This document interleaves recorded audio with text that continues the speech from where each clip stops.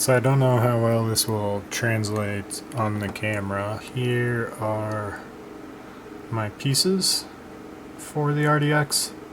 And now my design here, I have a simple battery tray here, and I actually have another revision of this design because this was just the idea transferred into the program here. So I'm actually thinking I'm going to make it bidirectional, so you'll be able to rotate this piece on the top deck, and it's going to mount to either of these 4-hole locations here. So the idea being I could mount a transverse battery or a longitudinally mounted battery on this. And then the top decks here, these are a little different. So it's going to mount to the transmission from the bottom on the mount of the RDX transmission, mount to the outside of the top deck on the chassis. There are also 2 points here in which these will be chassis stiffeners, which will run to a 28mm standoff straight to the chassis deck.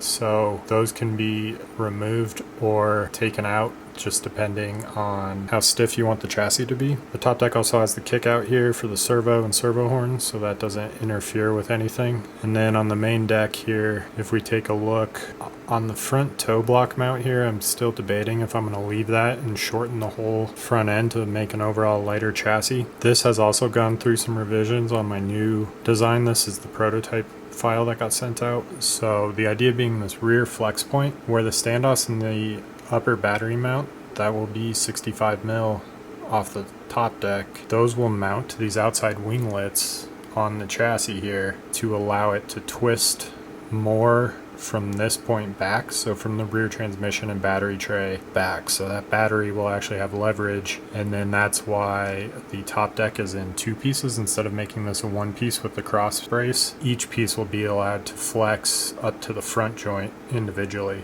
is the idea kind of behind this. So once the prototypes get here, I will show you guys, and then we can see if these ideas translated over to reality. As well as I ordered 2 prototypes of this file, kind of testing different manufacturers. The first chassis that is coming is actually 2mm 65 aluminum, I believe, and I wanted to see what an aluminum deck strength-wise compared to a 2mm carbon fiber deck would be. So the carbon fiber deck is on the way and the aluminum deck's on the way. So when those get here, we'll go ahead and run our own little stress tests and then talk about getting a pre-order going so you guys can pick up your own RDX comp chassis. So I will get back to you guys when those arrive. Alright, back here, and the prototype aluminum deck came in, so I went ahead and started mounting everything up, and everything looks like it fits really well. I also went ahead and did some changes to the geometry because after I drove it there, I don't know if you guys could tell, but it wasn't the best to drive, and I was almost expecting that because of how wild this front end was, and I attempted to get the geometry right, but of course with tuning you always go back and check and try to dial things in. So what I did here on the front end was I actually went back to a Yokomo cup here. Since I had cut these arms for the mini RDX, I should probably just get some other stock arms, but I went back to a stock length because the width on that GR Yaris is only 190, so it's a lot narrower than say a 200mm body. I also went to a shorter turnbuckle on the bottom and then a shorter ball end just so that length remained stock. So really I'm just compensating for mods I did on a previous build. The knuckle right now remains the same because I want to test it out with this new geometry. My problem was at full lock, the inside of the wheel was hitting the bottom of the arm here, and it still kind of is, but because there was very little caster with how the shim was in the lower arm, I have moved the bottom arm forward by putting the shim in the front, and then same thing on the top arm. The shim is in the front, so it's pushing this arm back. Basically the max caster this chassis could have, because as this wheel goes through its rotation, I want the contact patch to be flat right there halfway through the stroke, and then it will jack at the very end. A few other issues with having the steering rack spaced out back here was this toe arm was hitting the bottom of the shock just at full lock, and there's a lot of bump steer with this much raised roll center, I guess. So I'm gonna have to test that out again, make sure that feels better than it did before.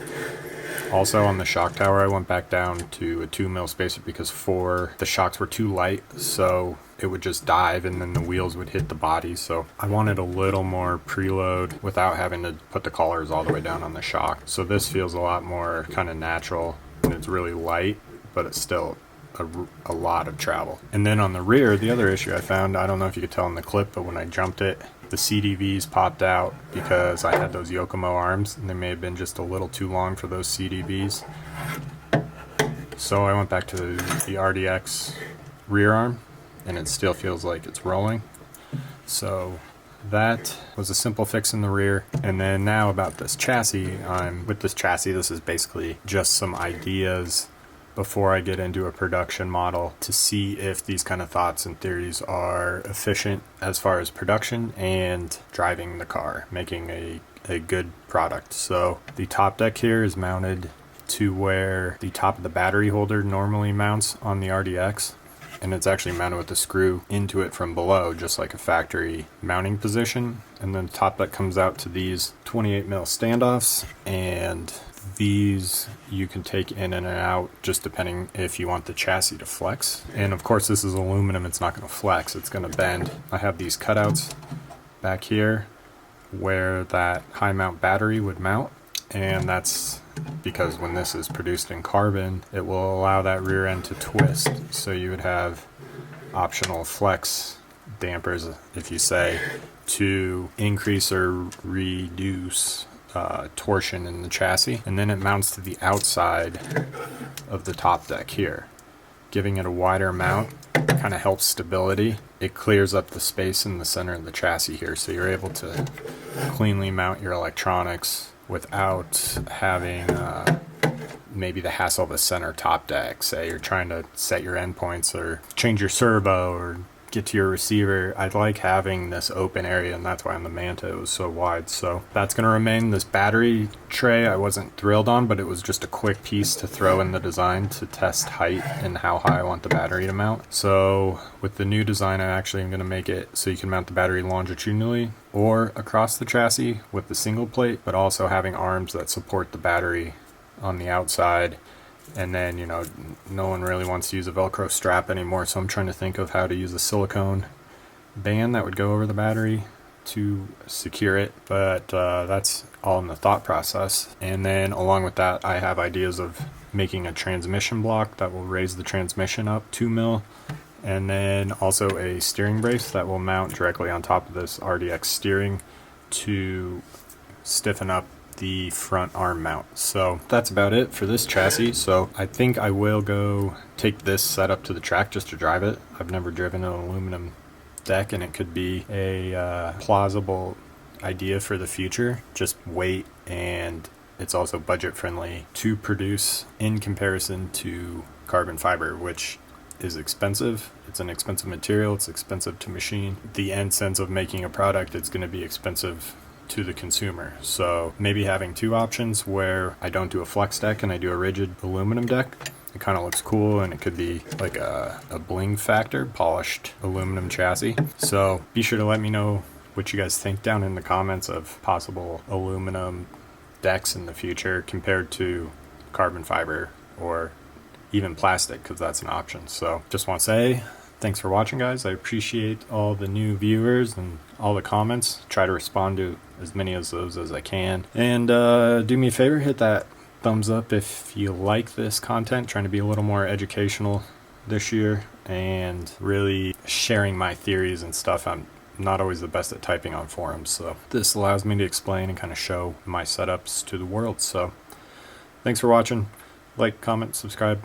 I will catch you guys on the next video. See ya.